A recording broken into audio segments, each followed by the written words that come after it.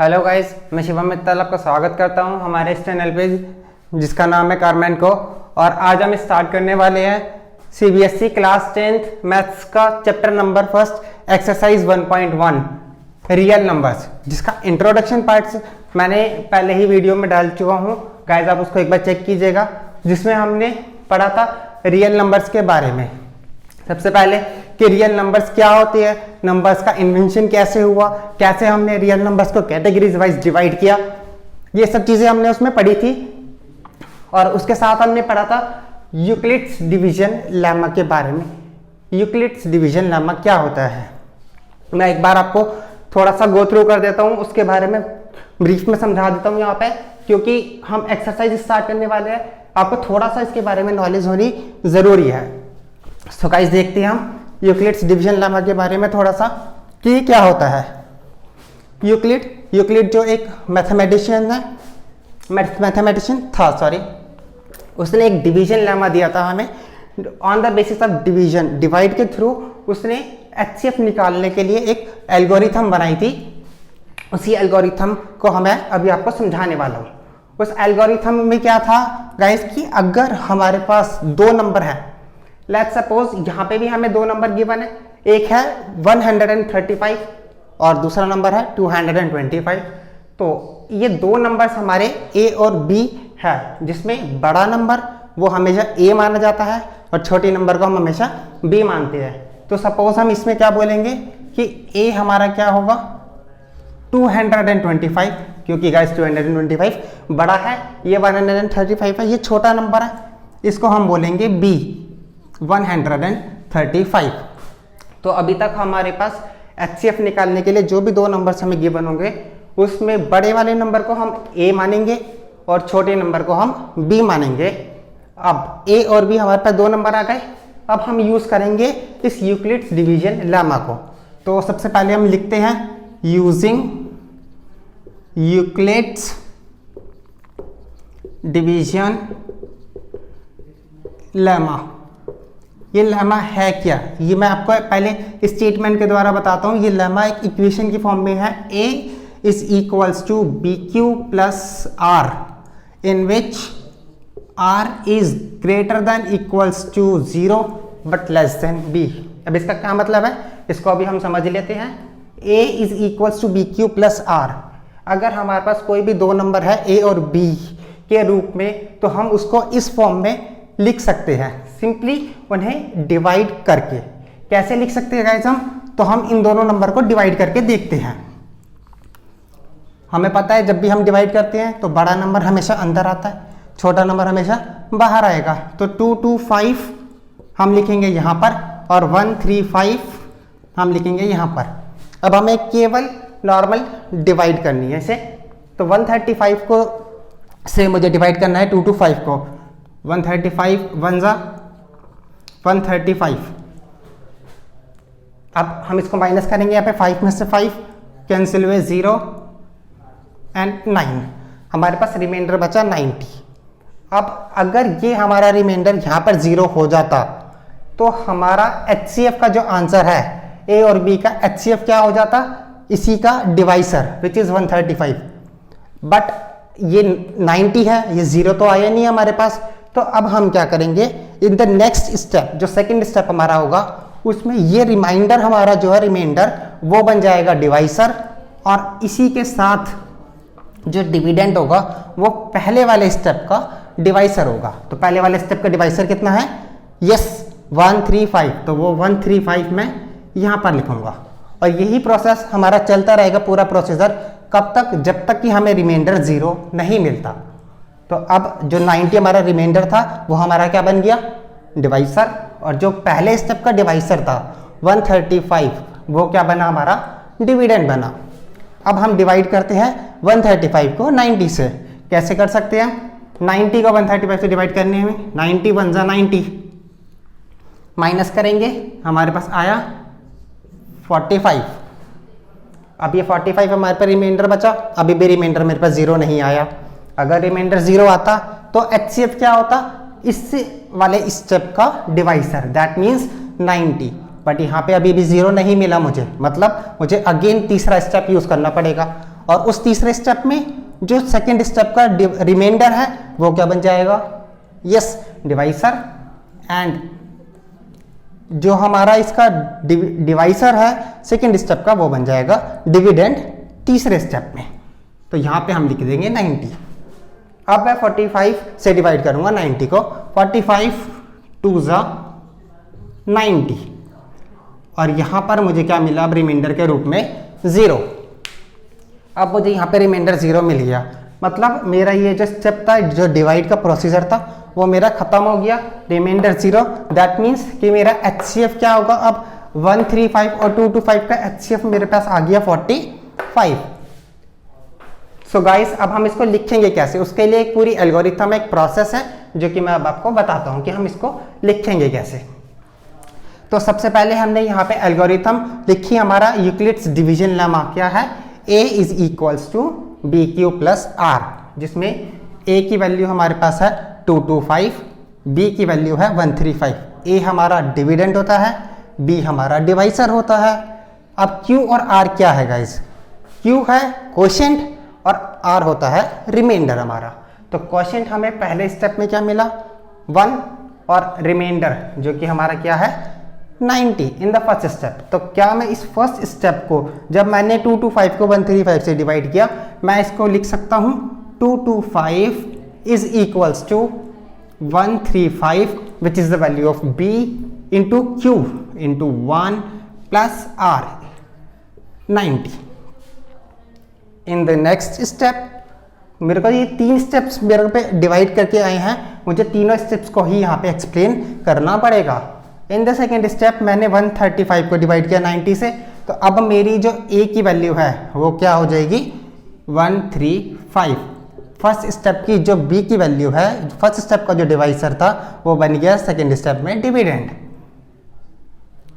अब हम इसको डिवाइड कर रहे हैं किससे 90 से, तो जो रिमाइंडर था मेरा फर्स्ट स्टेप का वो क्या बन गया, यस डिवाइसर। तो 90 इंटू 1 प्लस 45।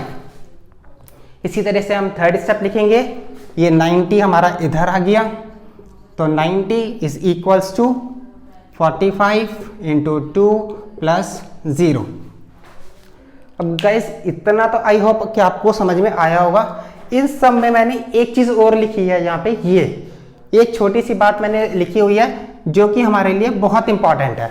और ये क्या है, इस एक छोटे से लाइन का मतलब है कि R मीन्स रिमाइंडर, जो रिमाइंडर होता है उसकी वैल्यू हमेशा 0 या 0 से बड़ी होगी, और इस B की वैल्यू से हमेशा छोटी ही होगी, वो कभी B के बराबर भी नहीं हो सकती और B से बड़ी हो ही नहीं सकती। जब भी हम डिवाइड करते हैं तो हमें जो रिमाइंडर मिलता है वो या तो हमें 0 मिलेगा या इस नंबर से छोटा नंबर मिलेगा जो हमारा डिवाइसर होता है। तो इसको हमें लिखना ज़रूरी होता है हमेशा डिवीजन एल्गोरिथम में, डिवीजन लेमा के अंदर। तो डिवीजन लेमा हमारा क्या बनता है, A is equals to B Q plus R in which reminder is greater than equals to 0 but less than B। यहाँ पे साइन है ग्रेटर देन इक्वल्स टू का, यहाँ पर केवल लेस देन का साइन है।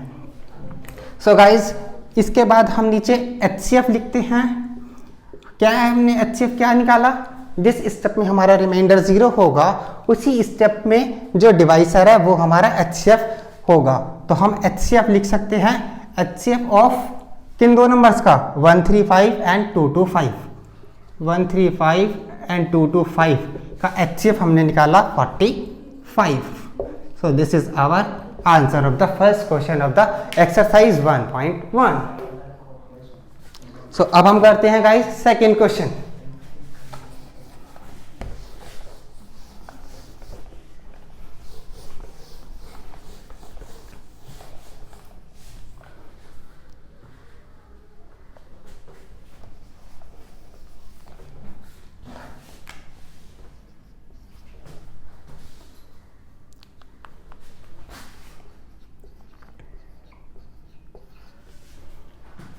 So guys, this is the second question, second part of the first question actually. Find the HCF of 196 and 38220 using Euclid's division algorithm or Euclid's division lemma के through हमें अब इस question को solve करना है, जिसमें है हमारे पास 196 और 38220 38,220 का HCF हमें निकालना है। तो आइए देखते हैं कि क्वेश्चन को हम कैसे सॉल्व कर सकते हैं। तो सबसे पहले हमारा जो काम होता है वो क्या था, इन दोनों नंबर्स में देखना कि कौन सा नंबर बड़ा है, जिसको हम A मानेंगे और छोटे नंबर को B माना जाता है। तो गाइस इन दोनों में से बड़ा नंबर कौन सा है, 38,220। तो हम लिख देंगे A इज इक्वल्स टू 38220 और जो हमारा छोटा नंबर है वो हमारा B होगा, विच इज 196। तो ये हमारा होगा B। अब यूक्लिड्स डिवीजन एल्गोरिथम, तो सबसे पहले हम लिखेंगे कि हम क्या यूज कर रहे हैं, यूजिंग यूक्लिड्स डिवीजन लेमा, जो कि क्या था हमने अभी पढ़ा भी था, A is equals to B Q plus R, dividend is equals to divisor into quotient plus remainder, simply in which the most important thing, remainder is greater than equals to 0 but always less than b। ये information बहुत important होती है, कई बार बच्चे इसको लिखना भूल जाते हैं, तो डोंट फॉरगेट गाइस, ये हमें जरूर लिखना है लेमा के अंदर। नाउ हम डिवाइड करते हैं इस a को b से, मतलब 38,220 को डिवाइड करेंगे अब हम 196 से। सो डिवाइड करते हैं गाइस, 38,220 मैंने लिखा डिविडेंड के अंदर, 196 लिखा मैंने बाहर, और अब हम करते हैं इसको डिवाइड। 196 डिवाइड करेंगे, 196 2 सा 392 और यहाँ पे हमारे पास 382 है, तो मतलब ये 1 पे जाएगा। 196 1 सा 196 माइनस करेंगे गाइस, हमें मिलेगा यहाँ पे 186। अब अभी ये डिवाइड हमारी कंप्लीट नहीं हुई क्योंकि हमारे पे ये 2 डिजिट्स बची है, तो डिवाइड पहले फर्स्ट स्टेप की ही चल रही है अभी हमारी। इस 2 को हमने नीचे लिखा। अब 196 के टेबल में हम देखेंगे कि 1862 आता है या उससे छोटा नंबर कोई आएगा। तो गाइज 196 को हम 9 से करके देखते हैं, तो 9 से जब इसको मल्टीप्लाई करेंगे कितना आएगा, 9 6 54, 54 के लिए 4 यहाँ पे लिखा, 5 19 9 सा कर लेते हैं अगर हम, तो विच इज 171 एंड कैरी का 5 176। सो हमें मिला 1764। नाउ सब्ट्रैक्ट दीज 2 नंबर्स, इन दोनों को सब्ट्रैक्ट करेंगे, हमें मिलेगा 98। और अब इस 0 को हम यहाँ पर उतारते हैं, यहाँ पर हमने लिख दिया इसको एरो के रूप में। अब 196 के टेबल में क्या देखेंगे गाइस हम कि 980 आता है या नहीं आता, तो 196 को अगर हम 5 टाइम्स करते हैं इट बिकम्स 980। तो 196 5 टाइम्स किया 980 और ये हमें रिमाइंडर मिल गया 0। मतलब इस क्वेश्चन में हमें केवल पहले स्टेप में ही रिमाइंडर क्या मिला, 0। इसका मतलब क्या है कि हमारा जो HCF होगा इन दोनों नंबर्स का 196 और 38220 का, वो कितना होगा, इस स्टेप का डिवाइसर विच इज 196। अब इसको लिखेंगे, हम लिखेंगे कैसे, एक ही स्टेप होगा क्योंकि एक ही स्टेप में हो गया, मतलब एक ही हमें इस एल्गोरिथम को लिखना है। दैट मीन्स A की वैल्यू लिखा 38220 is equals to B 196 into quotient which is 195 plus reminder which is 0। तो अब हमारा HCF क्या हो जाता है यहाँ पे, HCF of 196 and 38220 is 196। So this is our answer। I hope आपको ये समझ में आया होगा और क्लियर होगा गाइस।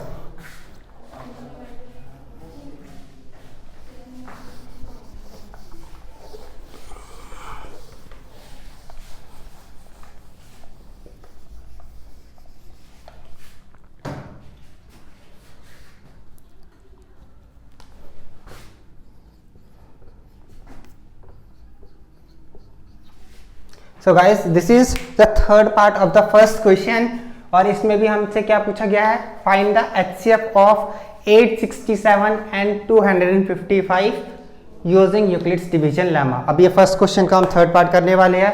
तो अभी हमने इससे पहले 2 पार्ट पढ़े जिसमें हमने देखा कि HCF हम कैसे निकाल सकते हैं यूजिंग यूक्लिड्स डिवीजन लेमा के थ्रू।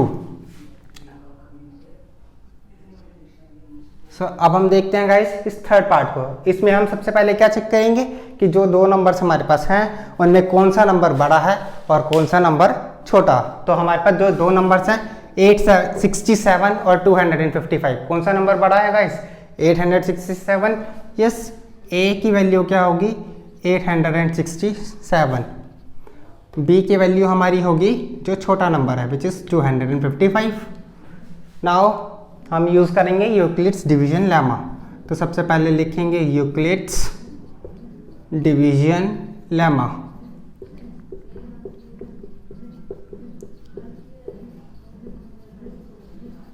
यूक्लिड्स डिवीजन लेमा के अंदर गाइस जो हमने लेमा पढ़ा था which is A is equals to B Q plus R and then reminder is greater than equals to 0 but less than B.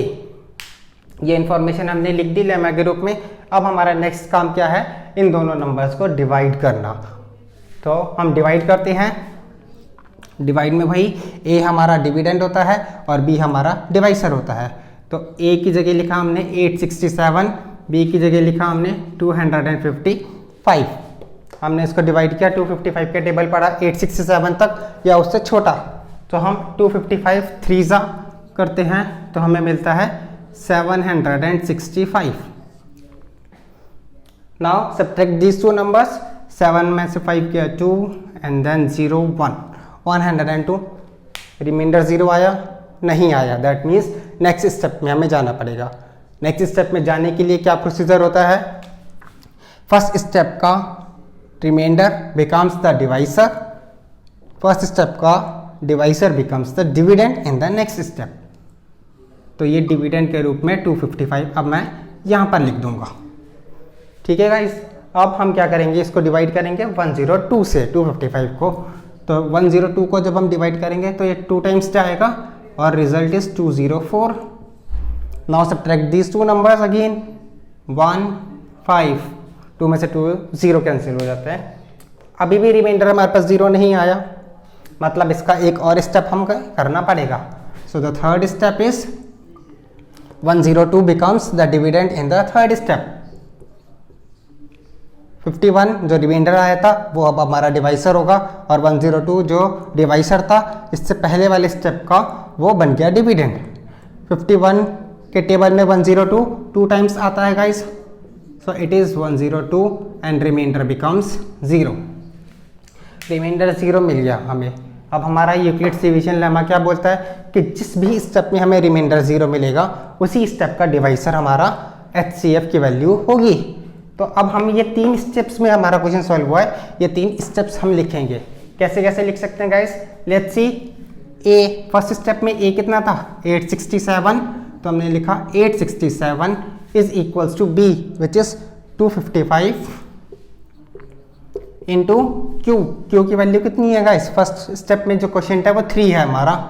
3 plus first step का reminder which is 102। In the next step हमारी जो B की value होती है first step में वो ए की value बन जाती है, मतलब 255 यहाँ आ गया। ये जो 102 था ये हमारी बी की वैल्यू बन जाती है। क्वेश्चन कितना था? 2, रिमाइंडर कितना है हमारा? 51। So 2 plus 51। In the next step हमारा जो ए की वैल्यू है वो है 102 is equals to 51 into 2 plus 0। Now final step में हम क्या लिखेंगे? HCF of 867 and 255 is 51। This is the answer. I hope ये अब आपको HCF क्लियर होगा कि हम HCF कैसे निकालते हैं यूजिंग यूक्लिड्स डिवीजन लेमा। इसके हमने 3 पार्ट करे हैं। तीनों क्वेश्चंस आई होप आपको क्लियर होंगे। Thank you guys.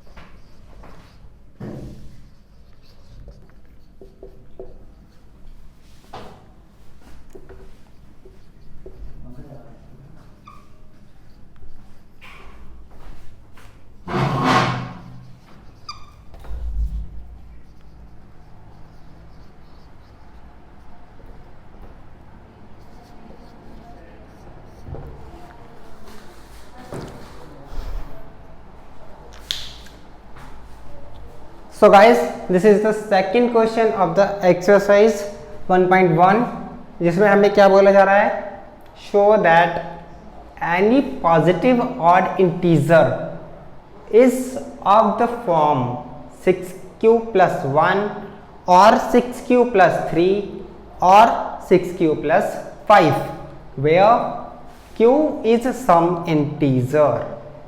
So guys इस क्वेश्चन को पहले हम समझते हैं, क्योंकि अभी तक हमने जो पढ़ा था सिंपल, हमें दो नंबर्स गिवन थे, हमने दोनों का डिवाइड किया, उसका HCF निकाला, इतना काम हमने अभी तक समझा है। अब इस क्वेश्चन को हम कैसे कर सकते हैं गाइज, वो हम देखते हैं।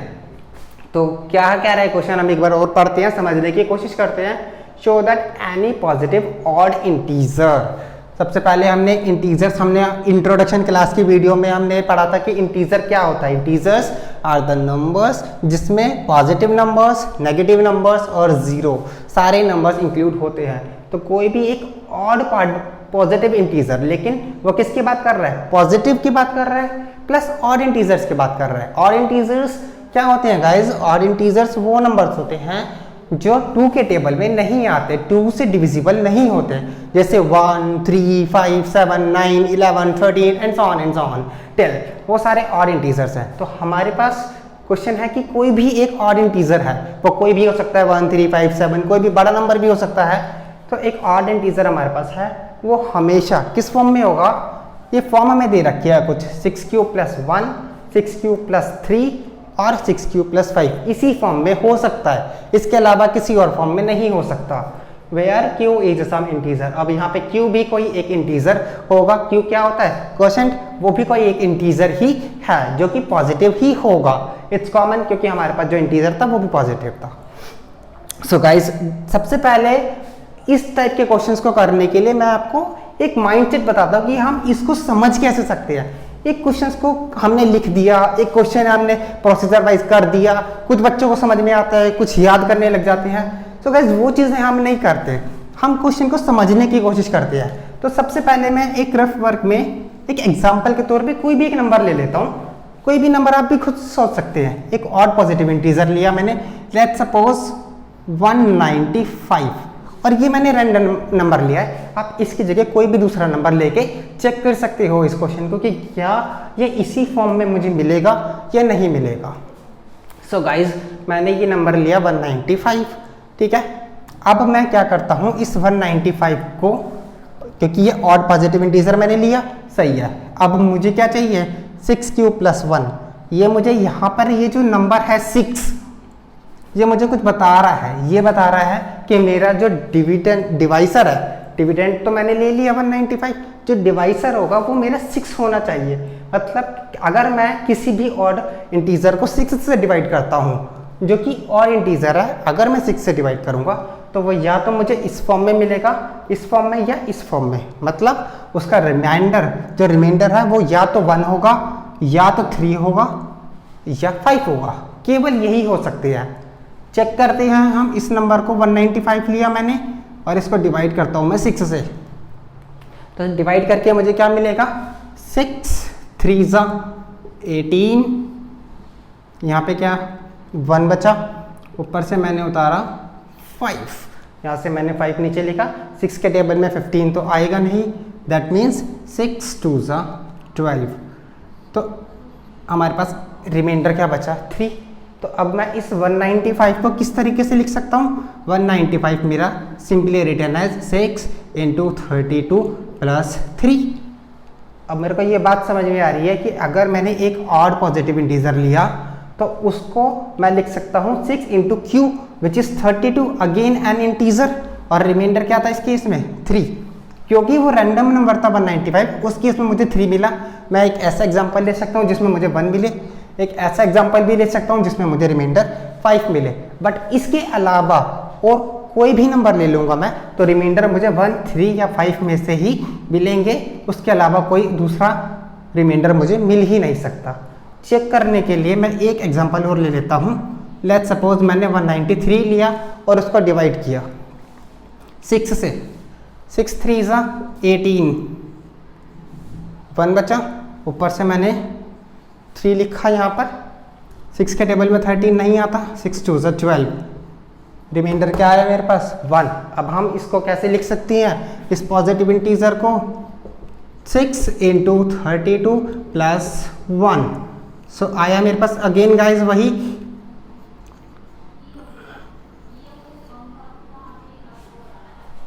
6 प्लस 1 के फॉर्म में आया। इसी तरह अगर मैं 197 एक नंबर ले लूँगा तो मेरे पास रिमाइंडर क्या बचेगा 5 बचेगा।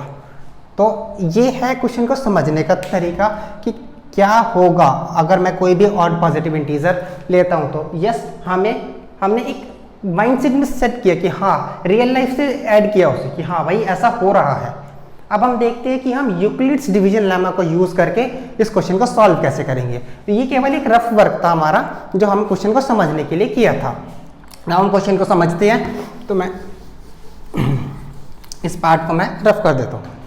सो गाइस अब देखते हैं हम अभी हमने देखा कि यस ये कंडीशन तो ट्रू है बट इसको प्रूव कैसे करें, हम शो कैसे करें। हमें क्वेश्चन में शो करना है और शो करने के लिए हमारे पास कुछ है ही नहीं। हमने क्या पढ़ा है अभी तक केवल यूक्लिड्स डिवीजन लेमा। तो हम केवल उसी के बेसिस पर इस चीज़ को सॉल्व करने की कोशिश करेंगे। तो सबसे पहले हम देखते हैं ऑड पॉजिटिव इंटीजर। तो हम क्या लिखते हैं let the positive odd integer is equals to A.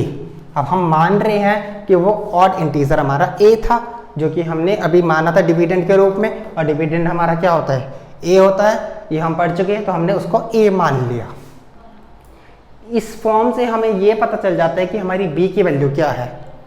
b की वैल्यू हमें क्वेश्चन में ही गिवन मिल जाती है कि b 6 है क्योंकि 6q प्लस 1 वो हमें बोल रहा है। अब यहाँ पे हम वही अप्लाई करेंगे अपना यूक्लिड्स डिवीजन लेमा। तो यूज करते हैं हम यूजिंग यूक्लिड्स डिवीजन लेमा। क्या है गाइस हमारा Euclid's division lemma? Yes a is equals to B Q plus R and reminder is greater than equals to 0 but less than b।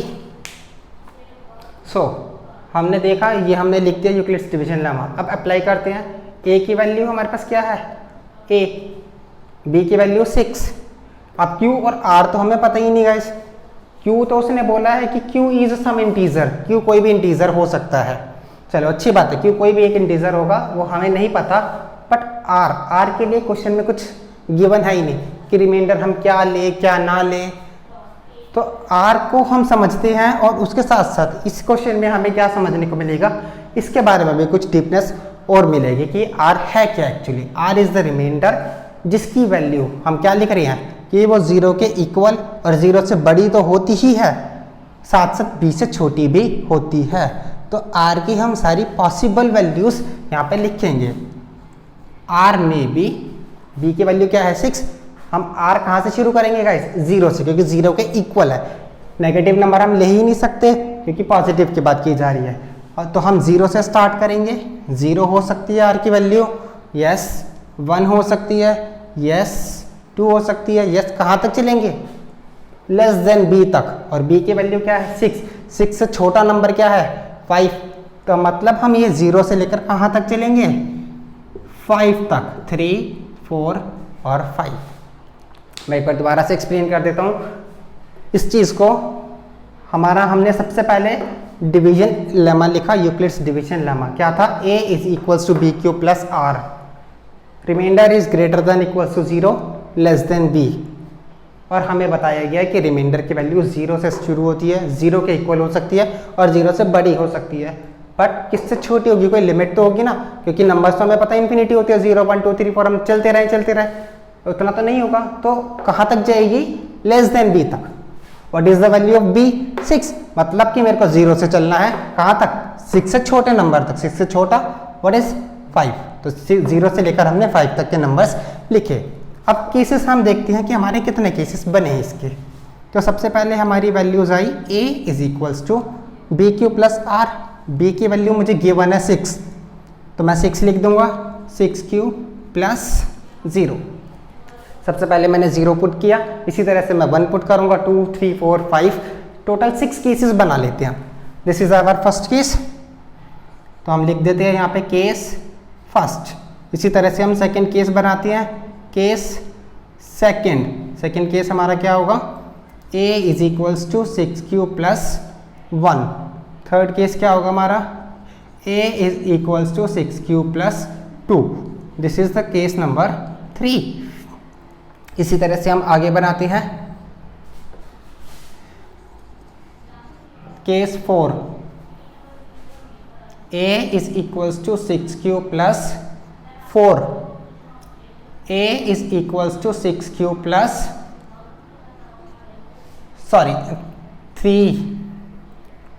ये हमारा 4 होगा जो कि हमारा केस 5th है। और जो हमारा लास्ट केस होगा 6th केस, वो हमारा होगा a is equals to 6q plus 5।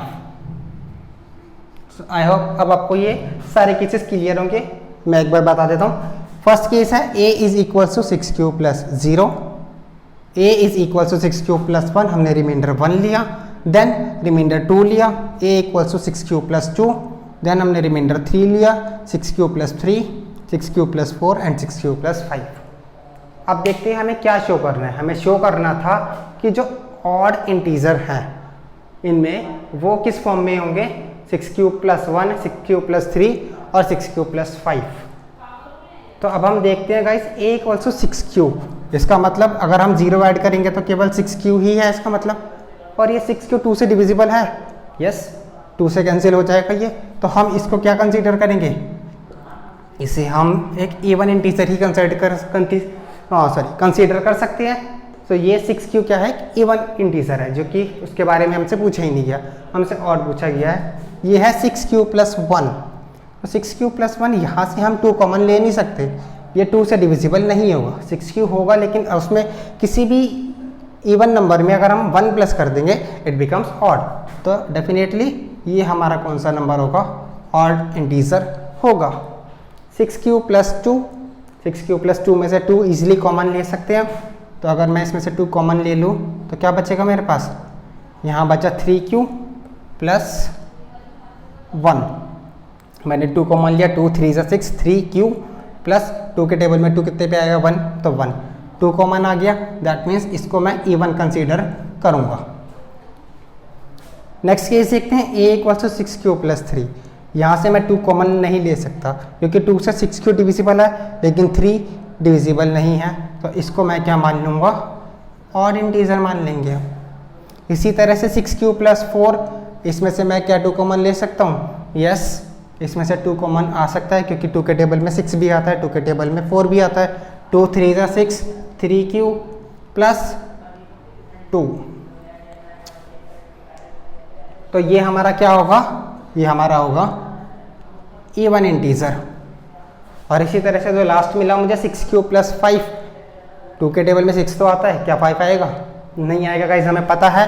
तो yes it is again an odd integer. So odd integers मुझे किस फॉर्म में मिले, हम देख सकते हैं 6q प्लस 1 की फॉर्म में, 6q प्लस 3 की फॉर्म में और 6q प्लस 5 की फॉर्म में, जो हमसे क्वेश्चन में पूछा गया था। तो हमने केवल यूक्लिड्स डिवीजन लेमा को यूज़ किया है और इस क्वेश्चन को सॉल्व किया है। आई होप आपको ये क्वेश्चन समझ में आया होगा।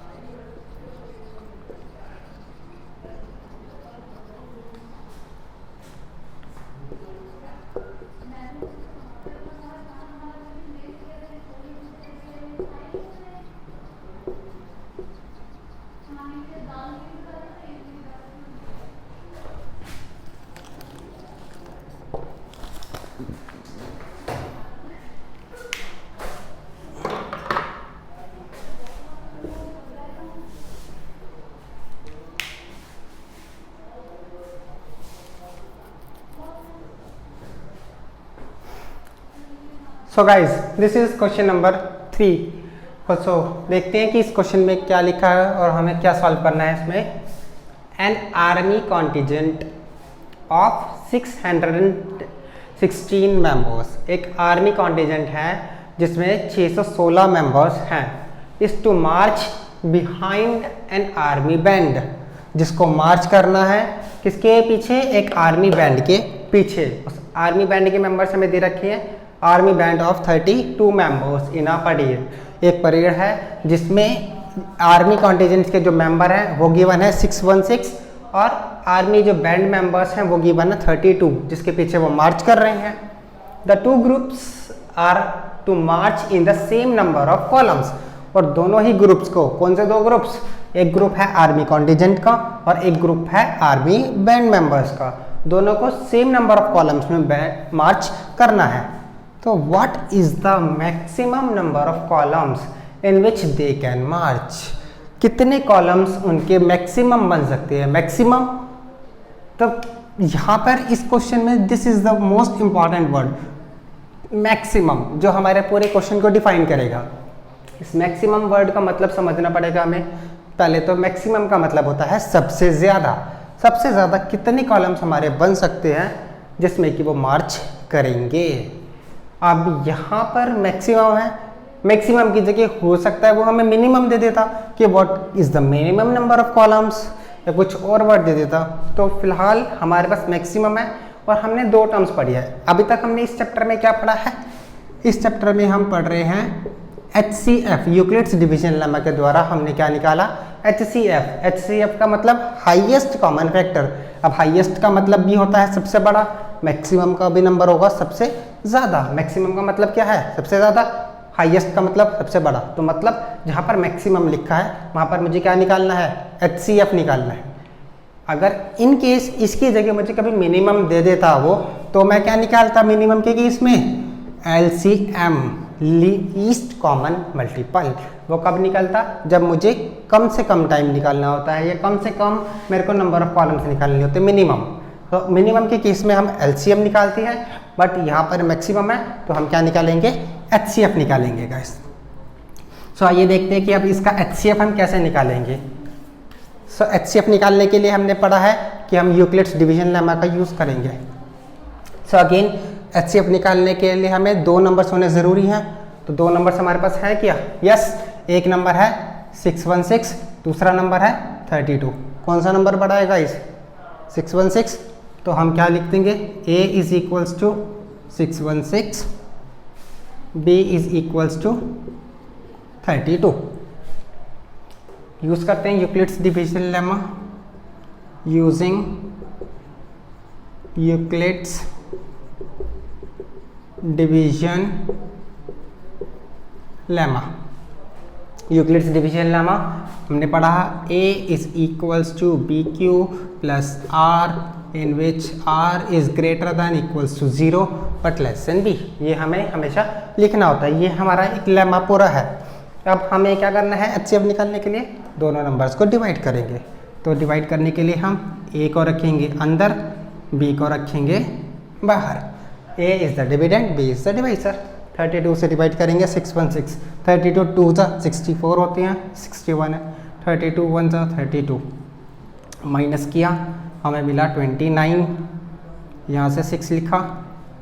32 के टेबल में हम देखेंगे कि 296 कितने पे आता है। हम इसको 9 टाइम्स कर सकते हैं गाइस, 9 2 जा 18 का 8 1, 9 3 जा 27 एंड 1 28, तो इट बिकम्स 288। माइनस किया, वी गॉट 8। रिमाइंडर हमें 0 नहीं मिला फर्स्ट केस में, और जब भी हमें रिमाइंडर 0 नहीं मिलता, according to Euclid's division lemma हमें नेक्स्ट स्टेप करना होता है। जब तक 0 नहीं मिलता, जब तक स्टेप्स कंटिन्यू करने होते हैं। And in the next step the reminder becomes the divisor and the divisor becomes the dividend. तो 32 हम यहाँ पे लिख देंगे। 8 को डिवाइड करेंगे, 8 4 सा 32। सो गाइस हमें रिमाइंडर 0 मिल गया, दैट मीन्स हमारे पास HCF आ गया। और HCF क्या होगा, जिस स्टेप में रिमाइंडर 0 आता है उसी स्टेप का डिवाइसर हमारा HCF होगा। तो HCF कितना हुआ, 8 लिखते हैं हम यहाँ पे। सबसे पहले स्टेप्स लिखेंगे अपने। ए की वैल्यू फर्स्ट स्टेप में थी 616 इज इक्वल्स टू बी की वैल्यू फर्स्ट स्टेप में 32 इंटू क्यू 19 प्लस आर कितना था हमारा, रिमाइंडर हमारा ये आया था फाइनल रिमाइंडर, इस पूरे को डिवाइड करके 8। In the second step B 32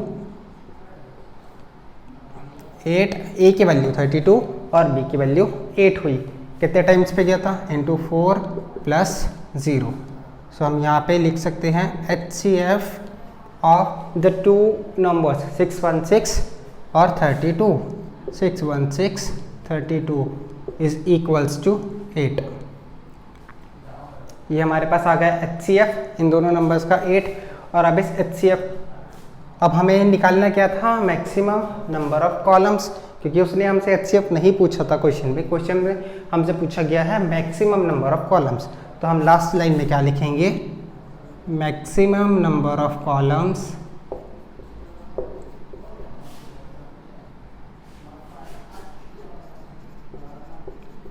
is equals to 8 and this is our answer. तो इस क्वेश्चन के लिए गाइस केवल एक चीज़ हमें ध्यान रखनी थी कि ये एक वर्ड पे हमें मेन फोकस रखना था कि मैक्सिमम लिखा है। मैक्सिमम मीन्स हमेशा हमें HCF ही निकालना है, एंड अगर मिनिमम होता तो हम क्या निकाल देते यहाँ पे, LCM।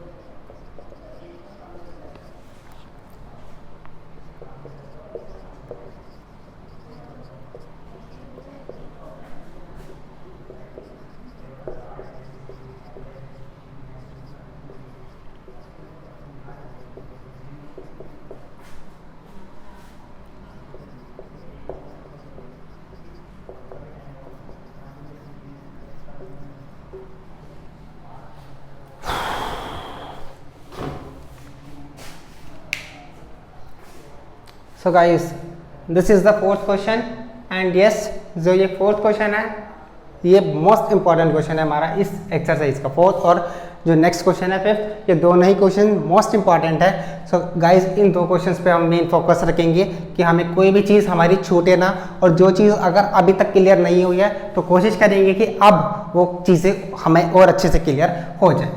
सो गाइज देखते हैं क्वेश्चन नंबर 4 के बारे में। क्वेश्चन नंबर 4 में क्या लिखा है, यूज यूक्लिड्स डिवीजन लेमा। तो यूजिंग हमें यूक्लिड्स डिवीजन लेमा को यूज करना है जो हमने पढ़ा है, to show that square of any positive integer. अब हमारे पास कोई एक इंटीजर है पॉजिटिव इंटीजर, उसका स्क्वायर कोई भी नंबर का अगर हम स्क्वायर करते हैं तो is either of the form 3m और 3m plus 1 for some integer m। किसी भी m इंटीजर के लिए वो मुझे किस फॉर्म में मिलता है, या तो मुझे 3m की फॉर्म में मिलेगा, मतलब 3 का मल्टीपल होगा, या 3m प्लस 1 की फॉर्म में ही वो हो सकता है। सो गाइज अगर हम इसको थोड़ा सा समझना चाहे तो कोई भी एक नंबर लेते हैं, लेट्स सपोज 5 ले लिया मैंने, 5 का स्क्वायर विच इज़ 25। तो स्क्वायर लिखा है इसमें, स्क्वायर ऑफ एनी इंटीजर, तो कोई भी एक इंटीजर लो उसका स्क्वायर कर दो। मैंने 5 का स्क्वायर किया 25। अब क्या मेरे का 25 इन दोनों कंडीशन में से किसी से मेरे सेटिस्फाई हो रहा है, तो यस।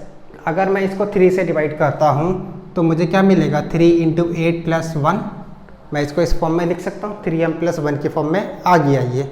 सही बात है, मतलब इस फॉर्म में हो सकता है ये। इसके अलावा मैं एक एग्जांपल ले लेता हूँ 6।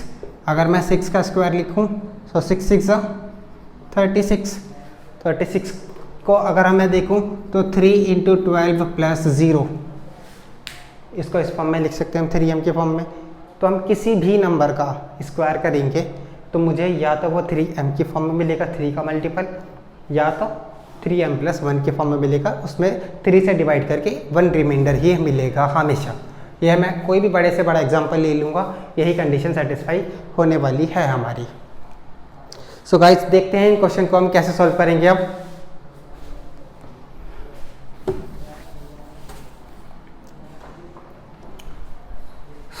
सबसे पहले हमें क्या यूज करना है, Euclid's division lemma that to show that the square of any positive integer. तो हमने इससे पहले भी एक क्वेश्चन ऐसा किया था, हमने उस पॉजिटिव इंटीजर को क्या माना था, a। तो इस क्वेश्चन में भी हम वही करते हैं, let the positive integer is equals to a। हमने उस पॉजिटिव इंटीजर को a मान लिया। अब हम यूक्लिड्स डिवीजन लेमा अप्लाई करते हैं, using Euclid's division lemma. Euclid's division lemma क्या होता है गाइज हमारा, yes, a is equals to BQ + R where R is greater than equals to 0 but less than B।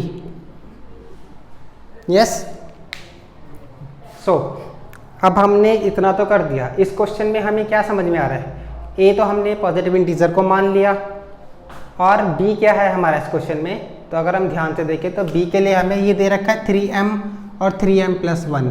तो यहाँ से हम b की वैल्यू कंसीडर करेंगे कि b हमारा इस क्वेश्चन में 3 है, क्योंकि 3 के मल्टीपल्स की बात कर रहे हैं। और किसी भी मल्टीपल का मतलब क्या है कि हमें उसका डिवाइसर गिवन है, दैट मीन्स 3। हमें 3 से डिवाइड करके चेक करना है उस नंबर के बारे में। तो b की वैल्यू 3 है, r क्या होगा गाइस इस क्वेश्चन में, अगर b की वैल्यू 3 है, r हमें कहाँ से शुरू करना है, 0 से। 0 के इक्वल भी होता है r, तो r की वैल्यू हमारी होगी 0। कहाँ तक चलेगी, 3 से लेस देन, 3 से छोटा 2 तक चलेगी, मतलब 0 1 2। तो टोटल 3 ही केसेस होंगे, जितना b की वैल्यू है r की उतनी ही पॉसिबल वैल्यूज होती है, क्योंकि एक 0 हो गया और b से छोटे नंबर तक हम चलते हैं। अप्लाई करते हैं। अब हमारी कितनी कंडीशन बनेगी, कितने केसेस होंगे इसमें, 3 केसेस बनेंगे। एक 0 का केस होगा, एक 1 का और एक 2 का, और फिर उन तीनों में हमें क्या करना पड़ेगा, उस नंबर का स्क्वायर देखना पड़ेगा। तो देखते हैं सबसे पहले केस 1। फर्स्ट केस हमारा क्या बनेगा, a is equals to BQ + R, 3Q + R की वैल्यू क्या होगी फर्स्ट केस में 0। ये हमारा सिंपल इंटीजर था। अब मुझे क्या करना है, मुझे इसका स्क्वायर करना है, तो मैं स्क्वायर करता हूँ उसका। तो यहाँ पे मैं लिख देता हूँ a² और यहाँ पे लिख दूंगा 3Q का स्क्वायर। होल स्क्वायर क्या होगा 3Q का, दिस इज 9Q²।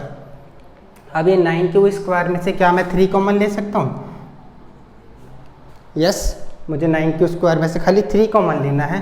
क्या बचेगा मेरे पास, 9 के टेबल 9 3 के टेबल में कितने पे आता है, 3 पे, तो 3Q²। क्या मिला मुझे 3 और ब्रैकेट के अंदर 3Q²। अब मैं अगर इस 3Q² को m मान लेता हूँ, take 3Q² as m as a positive integer m। मैंने 3Q² को m बोल दिया, तो क्या मैं इसको लिख सकता हूँ 3m की फॉर्म में। मैंने क्या किया, सबसे पहले मैंने केस फर्स्ट में r की वैल्यू 0 ली, b 3 है ही, सो a = 3Q + 0 बना मेरा। मैंने इसका स्क्वायर किया, 3Q का होल स्क्वायर कितना होगा 9Q²। अब इस 9Q² को मुझे किस फॉर्म में कन्वर्ट करना था, 3m और 3m + 1 में। तो मैंने 3 कॉमन लिया, इसमें से क्या बचा 3Q², और ये ब्रैकेट के अंदर जो भी बचेगा उसको मैंने m एक इंटीजर मान लिया। तो m एक इंटीजर मान के 3Q² को मैंने इसको लिखा 3m की फॉर्म में। सेकेंड केस,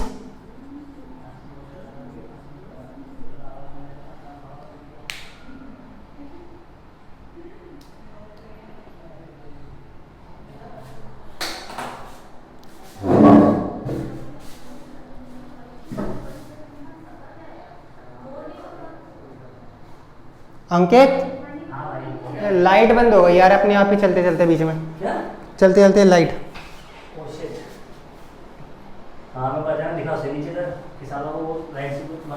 हो गया, रुक जाओ, कुछ नहीं किया उसको मैंने, वो चल रहा है काट। हाँ, so guys this is now case 2। Case 2 में हम क्या करेंगे, अब आर की वैल्यू हमारी 1 होगी, तो हमारी कंडीशन क्या होगी, a is equals to 3q plus 1। Square करते हैं इसका, a square is equals to 3q plus 1 का होल स्क्वायर। अब a स्क्वायर कितना आया, 3q प्लस 1 का होल स्क्वायर। इसमें हम क्या लगाएंगे, a plus b whole square की आइडेंटिटी लगेगी हमारी, क्या बना, सो a प्लस बी का होल स्क्वायर क्या होता है, a square plus 2ab plus b square. उसको उसी फॉर्म में लिखेंगे हम, a square means 9q square 3q का whole square plus 2ab, 2 into 3q 6q into 1, तो 2 इंटू a इंटू बी कितना बना 6q प्लस बी स्क्वायर कितना है 1 का स्क्वायर अगेन 1, तो इसको स्क्वायर करके हमारे पास आया 9q square plus 6q plus 1। इसमें से हम 3 कॉमन लेते हैं, तो 3 के टेबल में 9 आता है, यस 3 के टेबल में 6 आता है, यस 3 के टेबल में 1 आता है, नहीं आएगा गाइस। तो हम क्या करेंगे, केवल इन 2 नंबर्स में से ही 3 को कॉमन ले सकते हैं। तो यहाँ से हमने 3 कॉमन लिया अगर, तो हमारे पास क्या बचेगा 3q स्क्वायर 3 3 ज़ा 9 plus 2q plus 1। I hope आपको ये क्लियर होगा, 2q प्लस 1 ये बचा। अब ये जो ब्रैकेट के अंदर, सॉरी 2q प्लस 1 ये हमारे पास बचेगा, और ये जो ब्रैकेट के अंदर नंबर है इसको हम m मान ले देंगे, जो हमारा एक इंटीजर था।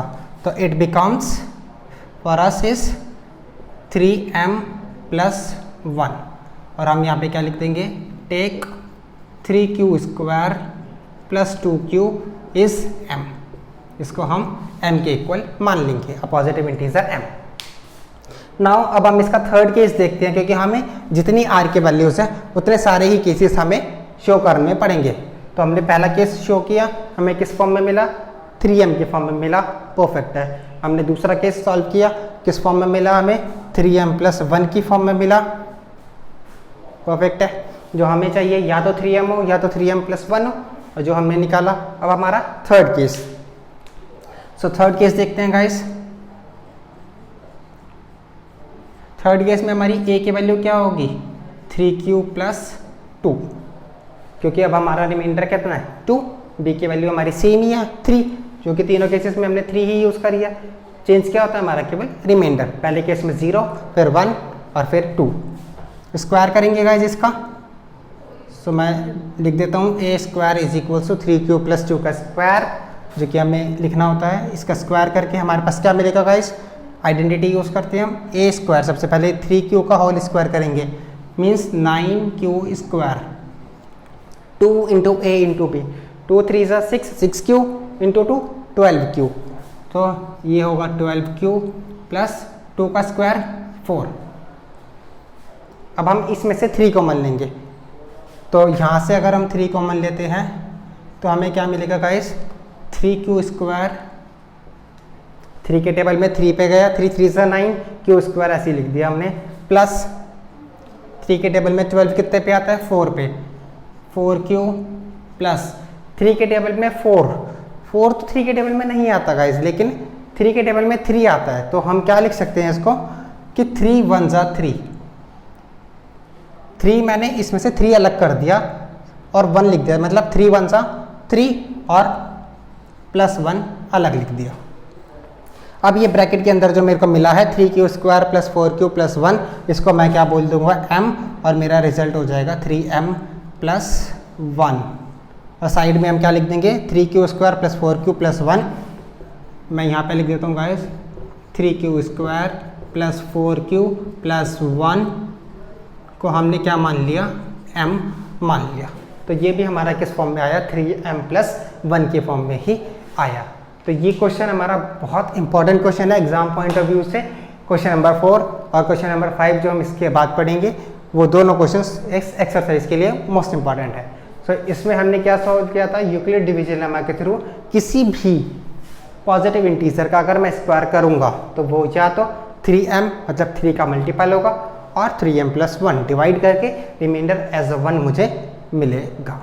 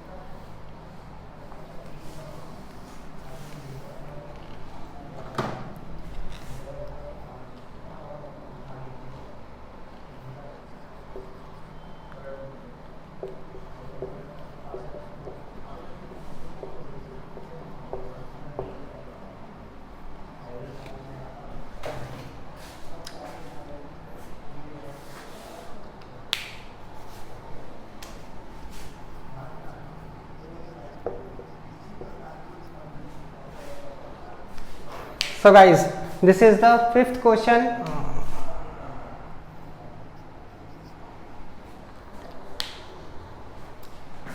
So guys, this is the fifth question of the exercise 1.1 and this is the last question of this exercise. यहाँ पर हमारी ये एक्सरसाइज कंप्लीट हो जाएगी। सो देखते हैं इस क्वेश्चन में क्या है।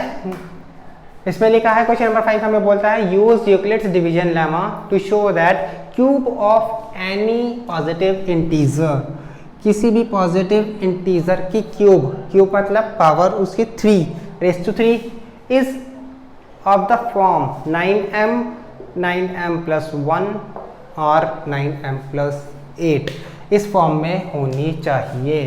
किसी भी पॉजिटिव इंटीजर, कोई भी हम एक पॉजिटिव इंटीजर ले और उसका क्यूब करते हैं अगर हम, तो या तो मुझे वो 9m की फॉर्म में मिले या 9m+1 की फॉर्म में मिले या 9m+8 की फॉर्म में मिले।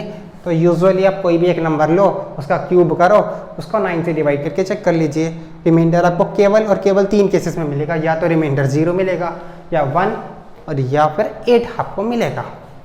देखते हैं गाइस अब इसको क्वेश्चन को हम कैसे सॉल्व कर सकते हैं। सबसे पहले सेम प्रोसीजर जो हमने अभी तक के क्वेश्चंस में अप्लाई किया था, क्या कि इस पॉजिटिव इंटीजर को हम क्या मान लेंगे, a मान लेते हैं। सो सबसे पहले let the positive integer is equals to a मानने के बाद हम यूक्लिड्स डिवीजन लेमा अप्लाई करेंगे। लेकिन a तो हमें पता चल गया, चलो हमारा पॉजिटिव इंटीजर a था, b की वैल्यू क्या होगी इस क्वेश्चन में। तो b की वैल्यू गाइस अभी तक के क्वेश्चन में हमें कहाँ से मिली थी, ये जो हमें वैल्यूज दे रखी थी जिस फॉर्म में हमें अप्लाई करना होता था, क्या है 9m 9m+1 9m+8।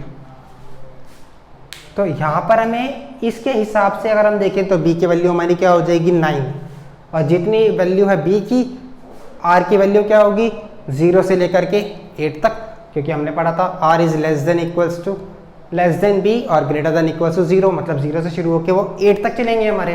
तो 9 केसेस मुझे सॉल्व करने पड़ेंगे, फिर उन सबके क्यूब्स चेक करने पड़ेंगे।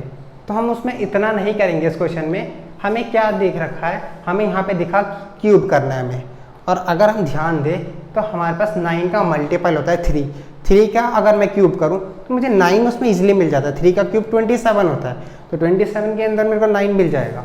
तो हम यहाँ पर भी b की वैल्यू को क्या मान लेंगे, 3 मान लेंगे। और सिंपल रीज़न इसका ये समझेंगे कि 9 का मल्टीपल होता है 3 के टेबल में 9 आएगा गाइस, यस। और 3 का जब मैं क्यूब करता हूँ तो मुझे क्या मिलेगा, 3 का cube 3 × 3 which is 27। Again satisfy the condition 27 जो 9 के टेबल में आता है। तो b की वैल्यू हम यहाँ पे मानेंगे 3। अगेन अब b की वैल्यू 3 है, हमारी r की पॉसिबल वैल्यूज़ क्या क्या होंगी, r should be 0 1 and 2 using Euclid's division lemma a is equals to B Q plus r, जो कि हमें पता है, ये बात हमें पता है, r is greater than equals to 0 less than b। हम अपनी कंडीशंस अप्लाई करते हैं एक एक। सबसे पहले हम b की वैल्यू हमारे पास कांस्टेंट रहेगी 3 तीनों केसेस में, r की वैल्यू पहले केस में 0, फिर 1 एंड फिर 2 अप्लाई करके देखते हैं कि क्या ये कंडीशन सेटिस्फाई होती हैं या नहीं होती हैं। Case first, a is equals to 3q plus 0 करते हैं क्यूब, इसका कितना हो जाएगा a क्यूब 3q का होल क्यूब, 3q में 0 प्लस किया, 3q क्यूब किया, 3 3 ज़ा 9, 9 3 ज़ा 27, q को 3 टाइम्स मल्टीप्लाई किया, q रेज़ टू 3। यहाँ से हम 9 कॉमन लेंगे तो यस इजीली हमें 9 कॉमन मिल जाएगा। ब्रैकेट के अंदर क्या लिखेंगे हम, 9 3 ज़ा 27 क्यूब क्यूब, क्योंकि हमें इंटीजर m दे रखा है तो हम इसको लिख देंगे take 3q cube as m, और पॉजिटिव इंटीजर मान लेंगे हम और इसको लिख देंगे 9m की फॉर्म में। तो पहला केस सिंपल होता है क्योंकि रिमाइंडर 0 है, हमने 3q का क्यूब किया और उसमें से अब हमने 9 कॉमन लिया, जो यहाँ पे नंबर लिखा होगा वही हमें उस फॉर्म में कन्वर्ट करना है, तो वही कॉमन हमारा होना चाहिए। 9 कॉमन होके इस क्वेश्चन में हमने जब 9 कॉमन लिया बचा 3q क्यूब, ब्रैकेट के अंदर जो नंबर होता है उसको हम पॉजिटिव इंटीजर मान लेंगे और वह इंटीजर भी क्या होगा जो हमें यहाँ पर गिवन होगा। इन केस यहाँ पे q होता मैं उसको q रहने दे देता, इन केस यहाँ पे a b c d कुछ भी लिखा होता तो हम यहाँ पे वही इंटीजर मान लेते। सो केस 2, सेकेंड केस हमारा क्या होगा, रिमाइंडर की value 1 means a is equals to 3q plus 1 cube करते हैं, 3q प्लस 1 का क्यूब, a प्लस b का whole cube, a plus b whole cube. Guys हमें आइडेंटिटी पता होगी, मैं यहाँ पे आपके लिए आइडेंटिटी लिख देता हूँ, a plus b whole cube is equals to a cube plus 3a square b plus 3ab square plus b cube. This is the identity, ये हम इसमें अप्लाई करेंगे। a की वैल्यू 3q, b की value 1, apply this a cube that means 27q cube, 3 into a square into b, 3 into this इसका square means 27q square into 1, 27q square, 3ab square, 3 into this 9q plus b cube, 1 into 1 into 1 which is 1। यहाँ से 9 हम इन 3 number से common ले सकते हैं, इन तीनों से 9 का कॉमन लेते हैं, क्या मिलेगा मुझे 3q क्यूब, यहाँ 3q स्क्वायर क्यूब, क्या बचा प्लस 1 और whatever in the bracket is simply taken as m, जो भी हम ब्रैकेट के अंदर बचता है उसे m हम मान लेते हैं। तो ये किस फॉर्म में हमें मिल गया, 9m प्लस 1 की फॉर्म में मिल गया। यहाँ पे हम लिखेंगे सिंपल कि take 3q cube plus 3q square plus cube yes as m, इसको हम m मान रहे हैं। तो पहला केस 9m मिल गया मुझे, दूसरा केस 9m प्लस 1 मिला। चेक द थर्ड केस, इन तीनों में से कोई भी मिल सकता है हमें। तो केस 3 हम देखते हैं। केस 3 में हमारा रिमाइंडर क्या होगा 2, yes a is equals to 3q plus 2, हमें क्यूब करना है, हम यहाँ पे क्यूब लिख देते हैं। सो गाइस क्यूब के लिए अगेन सेम आइडेंटिटी हम यूज़ करेंगे, ये आइडेंटिटी मैंने आपको यहाँ पे लिखी है, यही आइडेंटिटी हम यूज़ कर रहे हैं क्यूब के केस में भी। क्या होगा, सबसे पहले a का cube 27q cube, then 3 into a का स्क्वायर इंटू b, तो a square is 9q square, उसको 3 से इंटू किया 27 into 2 54q square, 3ab square, 3 into 3 9, 2 2 4 36q plus b cube 2 2 4 2 8।